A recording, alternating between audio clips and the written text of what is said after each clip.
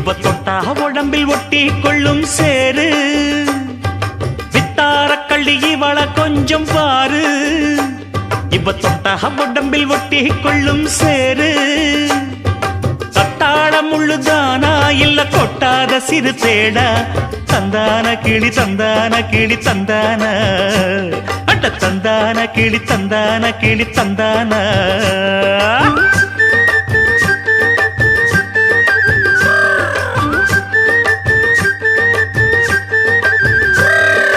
நீ என்ன தென்மதுரை அரசாணியா நெசமாக வந்து இருக்கும் அல்லிராணியா நான் என்ற எண்ணம் கொண்டு நடக்காதம்மா